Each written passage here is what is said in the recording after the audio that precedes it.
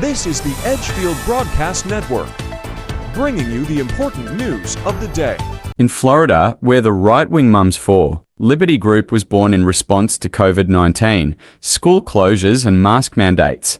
The first Brevard County School Board meeting of the new year considered whether two best-selling novels The Kite Runner and Slaughterhouse-Five should be banned from schools. A lone Mums for Liberty supporter sat by herself at the January 23rd meeting where opponents of the book ban outnumbered her. Nearly 20 speakers voiced opposition to removing the novels from school libraries. One compared the book banning effort to Nazi Germany. Another accused Mums for Liberty of waging war on teachers. And one spoke in favor of the ban. About 3 hours into the meeting, the board voted quickly to keep the two books on the shelves of high schools. "Why are we banning books?" asked Mindy McKenzie, a mum and nurse who is a member of Stop Mums for Liberty, which was formed to counter what it calls a far-right extremist group pushing for book banning and destroying public education. "Why are we letting Mums for Liberty infiltrate our school system?" Mums for Liberty, founded in 2021, expanded its mission to include efforts to ban certain books from schools, outlaw the teaching and discussion of gender and sexuality by teachers, and halt the teaching of critical race theory. Now the group is at a crossroads. One of their major challenges is the fact that most Americans are actually pretty positive about their own children's schools. Jack Schneider, a professor of education at the University of Massachusetts Amherst, said via email, "Although their message may have appeal in the abstract, at least to conservative voters, families aren't clamoring for disruption in their own children's schools."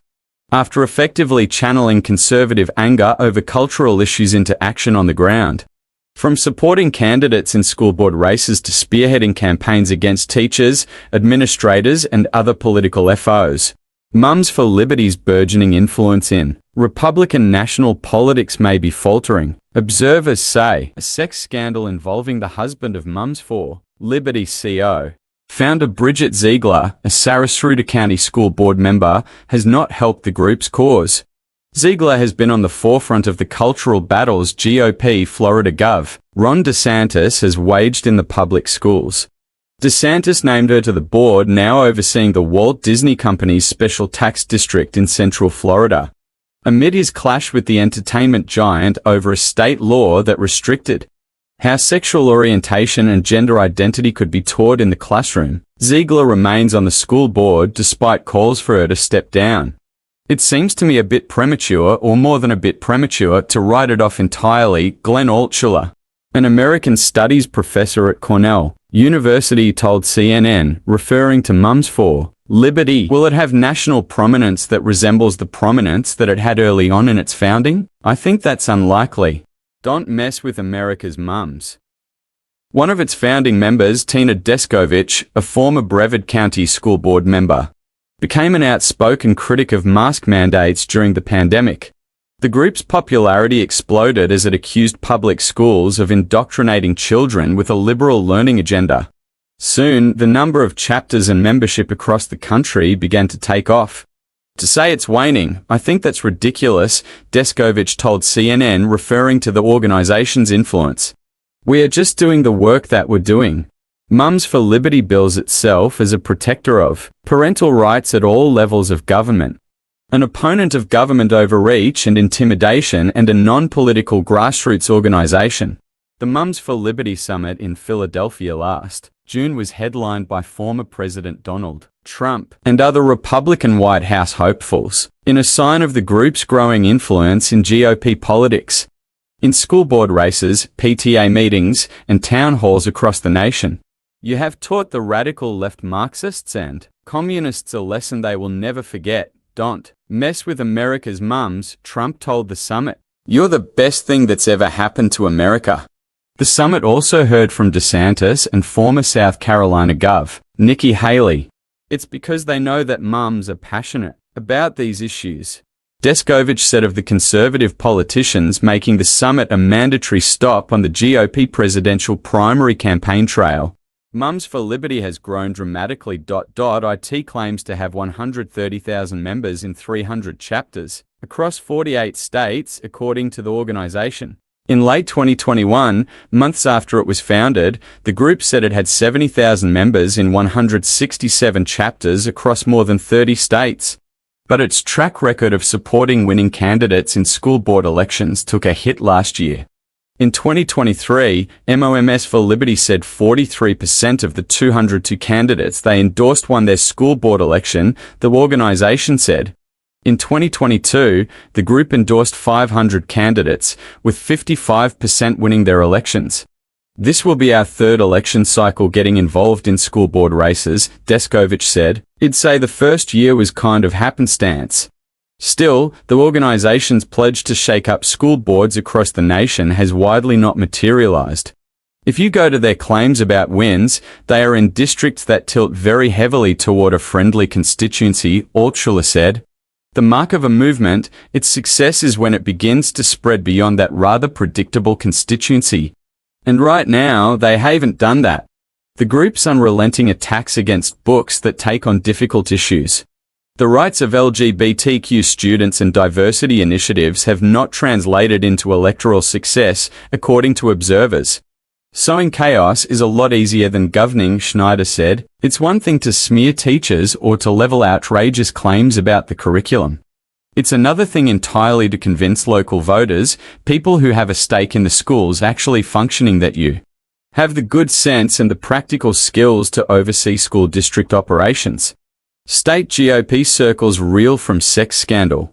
The Southern Poverty Law Center, a civil rights watchdog group, has labeled Mums for Liberty, far-right organization that engages in anti-student inclusion activities and self-identifies as part of the modern parental rights movement. Among the public comments flagged by the SPLC was a tweet that year from the group's account that called gender dysphoria a mental health disorder that is being normalized by predators across the USA. Meanwhile, a movement that says it seeks to protect children against the dissemination of material deemed to be sexualized has been rocked by a sex scandal. The scandal sent shockwaves through GOP circles in Florida, where Ziegler and her husband, Christian Ziegler, the former chairman of the state's Republican Party, were considered political stalwarts. The couple rose from their base of power in Sarasota County into significant statewide figures under the Florida governor.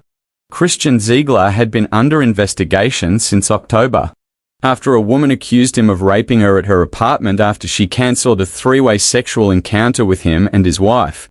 According to a search warrant affidavit, which CNN obtained from the Florida Center for Government Accountability, the Sarasota Police Department said last month Christian Ziegler will not be charged with sexually assaulting the woman, but authorities will seek to charge him with video voyeurism over an alleged recording of the encounter. An investigation concluded the sexual encounter between Christian Ziegler and the woman was likely consensual, the police department said. Ziegler was ousted from his role as Florida GOP chairman last month amid the investigation. Police said the woman told investigators she did not consent to the recording of the sexual encounter. Investigators said they prepared a probable cause affidavit against Ziegler for the felony crime of video voyeurism. In Florida, videotaping a sexual encounter without consent is a third-degree felony. The case was turned over to the state attorney's office for review, according to police. Ziegler's attorney Derek Bird said in a statement to CNN his client's reputation and professional life have suffered irreparable harm. At the beginning of the investigation, we asked and warned the public to withhold judgment of criminal wrongdoing until a thorough investigation of the facts was complete, Bird said in the statement.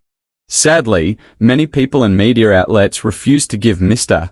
Ziegler that courtesy. That was unfair and unfortunate and has caused irreparable harm to Mr. Ziegler's reputation, his personal life, professional life, and his family. Bird said he was disappointed police punted the remaining part of the case to prosecutors. But we strongly believe that the state attorney will not prosecute Mr. Ziegler for any crime. The attorney said Ziegler will fully cooperate with the investigation and declined further comment until it's completed.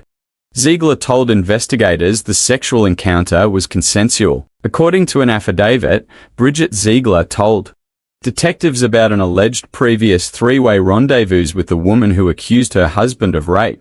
CNN has reached out to Bridget Ziegler for comment. The allegations were followed with calls for the Zieglers to resign from their high-profile positions. Christian Ziegler refused and was voted out of his leadership role. Bridget Ziegler, who was never accused of criminal wrongdoing, has faced calls to step down from the Sarasota County School Board. A MOMS for Liberty chapter in Pennsylvania split from the national organization over the scandal.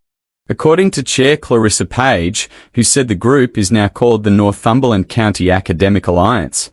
I think that was a very sensational headline. That went around the world very quickly. That's not, who Mums for Liberty is. We stay focused on defending parental rights, Descovich said of the scandal. MOMS for Liberty is still trying to grow in liberal states. The group held a town hall in New York City in early January.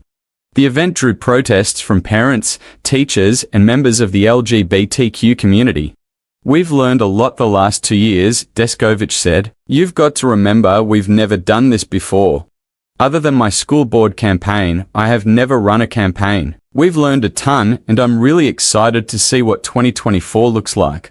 People are finally standing up. Jennifer Jenkins, who defeated Descovich to win her seat on the Brevard County School Board in 2020, said the influence of MOMS for Liberty is fading as more parents begin to question the group's positions.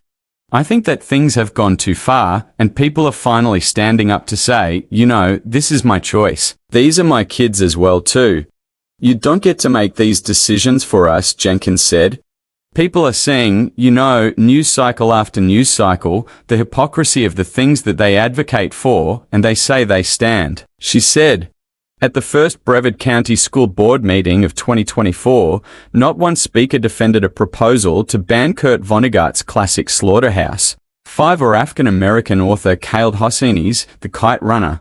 The lone Mums for Liberty supporter at the meeting declined to speak with CNN, referring all questions to the national organization. I'm thrilled that there was one there, and that's all it takes, Descovich said. She can report back everything that needs to be reported back.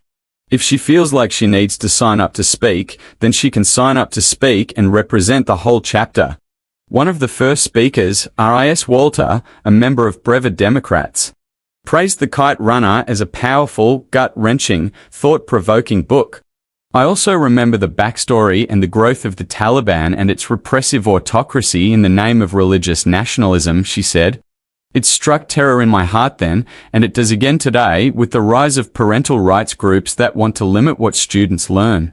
Chrissy Goss, another speaker, said, ironically, MOMS for Liberty are doing exactly what they say they are against, as they are pushing their ideology on all children in public schools. It's clear, Mums for Liberty are not for liberty at all. Do we want to go back to Nazi Germany? Said Beverly Marker, a grandmother in the district. That's pretty much what a lot of you seem to want to do. Florida right now has an ugly, ugly image in many parts of the country. And that's because the issues like this. Avor Wolfencolor, a high school student, told board members it's really sad that students are begging them not to ban certain books. She said she had just turned 18 and can't wait to vote for the first time against a board member who wants books removed from the schools. About half a dozen people at the meeting wore red t-shirts with the word STOP on the front, signaling they support Stop Mums for Liberty. Jenkins believes the challenges are mounting for Mums for Liberty. More and more people are voting against them. She said, perception is power, and right now they look weak. Before next Tuesday's Brevard School Board meeting, students, parents and teachers plan what organizers are calling a rally against academic censorship. Students will speak out against removing books from schools, some banned titles will be distributed, and new voters will be registered to send a message to Brevard's rogue school board, according to organizers. The longer that Mums for Liberty has been on the scene, the more we've seen local communities organize against them, Schneider said. Organized opponents often include coalitions of families, educators, and even students themselves, folks who are well positioned to counter baseless accusations, and who are themselves often quite compelling as voices for less politicized school governance.